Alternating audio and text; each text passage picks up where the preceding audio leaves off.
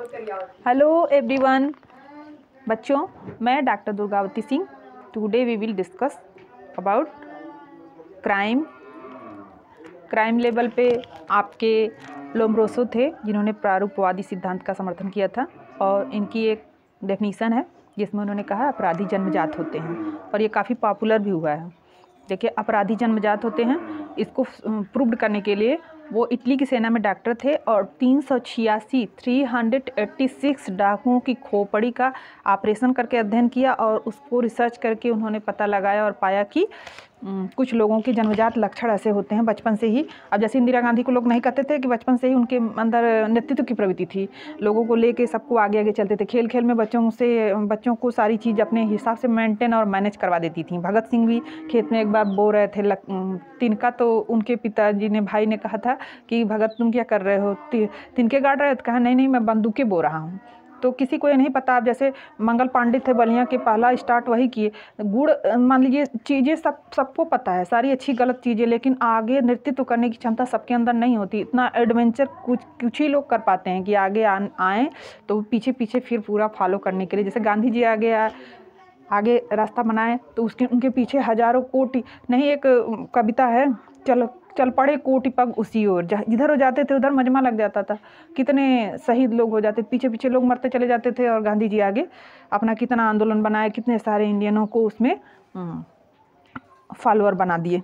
तो आपको प्रारूपवादी संप्रदाय के समर्थक, आपके सुखवाद पे जो आधारित है सिद्धांत, उसको लोम्ब्रोसो थे, और इनके जस्ट अपोजिट थे समाजशास्त्री सिद्धांत के समर्थक। अपराध के जो पूछा जाएगा कि अपराध के समाजशास्त्री सिद्धांत के समर्थक कौन हैं, तो प्रिंसिपल्स ऑफ क्रिमिनोलॉजी बुक लिखे हैं सदरलैंड महोदय ने अपराध के समाजशास्त्री सिद्धांत की व्याख्या की है। कई बार ये पीजीटी का क्वेश्चन पूछा जा चुका है, नेट में भी पूछा जाता है।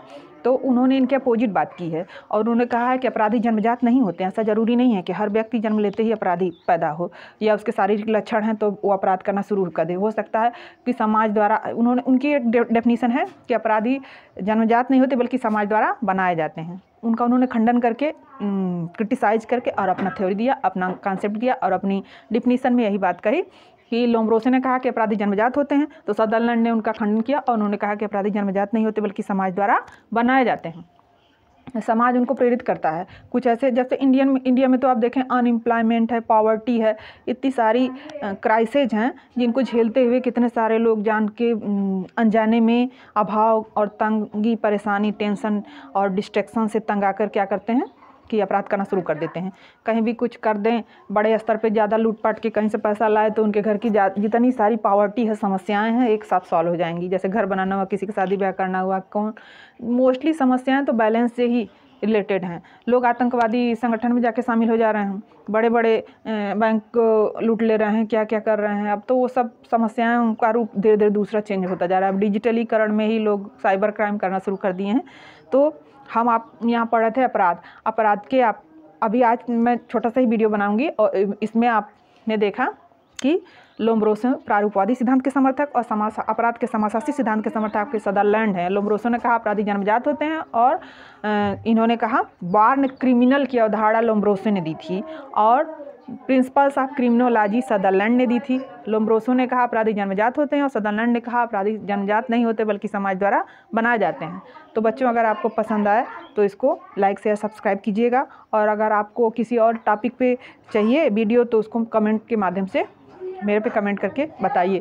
आज के लिए बच्चों इतना ही। That's all. Thank you very much.